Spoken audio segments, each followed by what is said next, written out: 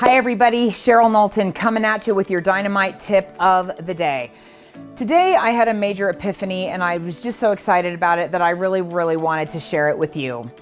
The amazing Mel Robbins, the highest paid female speaker in the world, she has the most watched TED Talk that there is, as far as I have been told, and that is a great TED Talk that I highly recommend that you watch called Stop Screwing Yourself Over. Pardon my French, that is what it is called, and in order for you to find it, you need to be able to type it in that way. In that amazing video, she does two things. At the very end of the video, she, almost as an afterthought, comes up with this amazing concept called the 5-second rule. And if you've ever read that book, if you've never read that book, I should say, you need to read that book. It is a phenomenal book that ultimately could change your life. My daughters absolutely love it and swear by it. Basically, the premise is this: you're never going to feel like it. We think about all the things that we need to do. For me today, let's take exercise as an example. I have no problem exercising. I have certain things that I like to do, but for some reason, I have become estranged from my treadmill.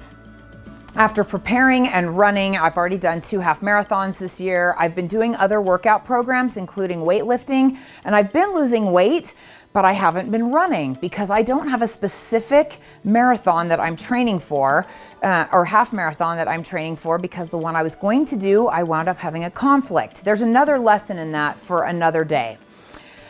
Today I didn't feel like doing it, but I had decided today I'm gonna bike 2.5 miles and I'm gonna run 3. I made that decision and that commitment to myself ahead of time, and I didn't feel like it. And guess what? The major takeaway number 2 from Mel Robbins' amazing video: you are never going to feel like it. You're never gonna feel like exercising. You're never gonna feel like prospecting. You're never gonna feel like making those calls to your sphere of influence. All of the things that are gonna give us the most monumental change in our lives, in our businesses, in our health, we never feel like doing them. Stop waiting for the moment when you're gonna feel like it. Turn on your favorite music and bang it out anyway. Get it done. And by the time I had hit 2 miles on my treadmill, 2.5 on the bike, I was genuinely hurting. My muscles were kind of screaming. So I paused my treadmill, I turned on my favorite playlist, and I got down and reintroduced myself to something I like even less: my great big blue foam roller. And I rolled out my muscles, and there was crying involved. There is no crying in baseball, but there definitely is in running.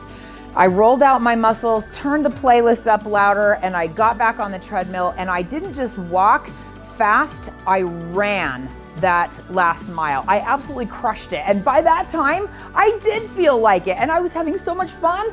I did an extra 1/4 mile.